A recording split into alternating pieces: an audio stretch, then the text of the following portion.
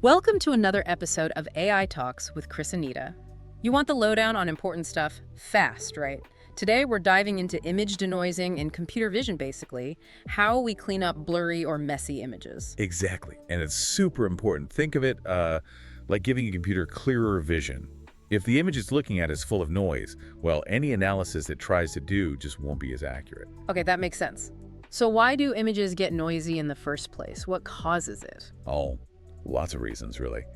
Sometimes it's imperfections in the camera sensor itself, or you get errors when the image data is sent from one place to another, like transmission errors. Even just environmental factors like taking a photo in really low light that can introduce that grainy static look. We often call it high-frequency noise. Right, that fuzzy look. Yeah, and our goal, fundamentally, is to strip away all that unwanted fuzz or noise, but crucially, keep the important details and structures in the image nice and sharp. Got it. Remove the bad, keep the good.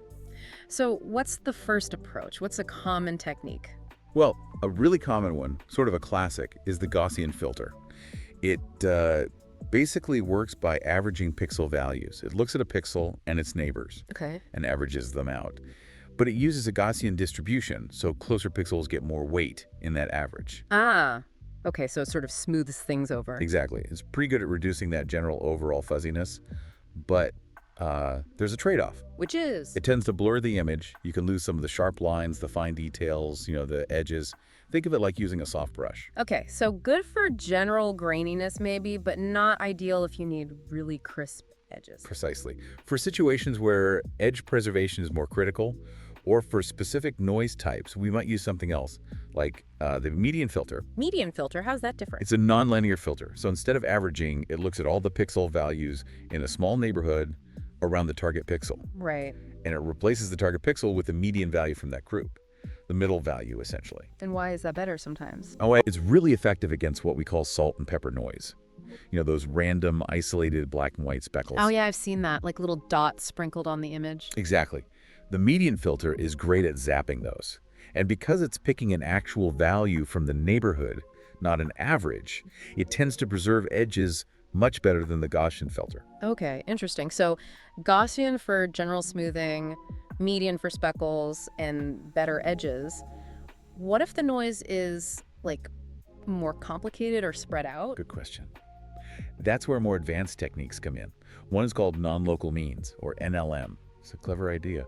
Instead of just looking at the immediate neighbors of a pixel, it takes a small patch around the noisy pixel and then searches the entire image for other patches that look really similar, even if they're far away. The whole image. Wow. Yeah.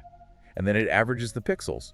But the weight given to each pixel depends on how similar its patch was to the original patch.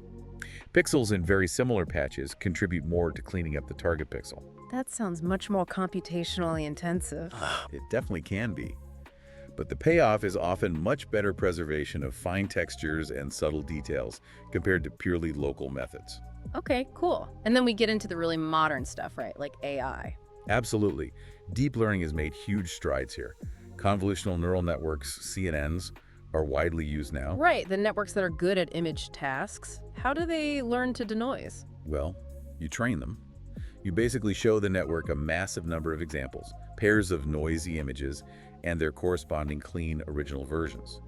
Through multiple layers of convolutional filters, the CNN learns to recognize the patterns of noise and, crucially, how to map the noisy input back to a clean output. It learns what different features should look like without noise. So it figures out the difference and how to reverse it. Kind of, yeah. It learns to reconstruct the clean image features while minimizing the noise components. It's very powerful. And I've heard about GANs too, generative adversarial networks. Yes. GANs take it another step further. They involve this fascinating adversarial process. You have two networks. One is the generator, which tries to create clean-looking images from the noisy input. The other is the discriminator. And what does that do? Its job is to look at an image and decide if it's a real, clean image or one faked by the generator.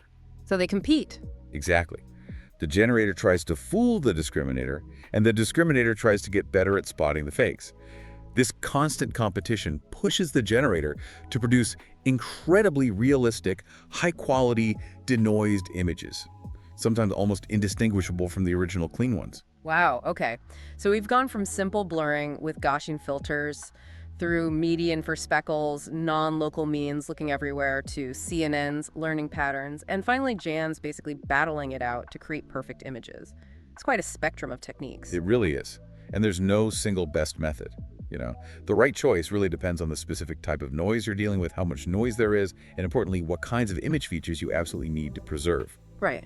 Different tools for different jobs. Mm-hmm. So next time you see a really clear image that maybe started out a bit noisy, you'll have a better idea of the clever technology working behind the scenes. And here's something to think about. Consider how these continuous improvements in image denoising aren't just about making photos look nicer. What could clearer medical scans mean for diagnostics, or more reliable vision for autonomous vehicles navigating tricky conditions? The impact goes way beyond just aesthetics.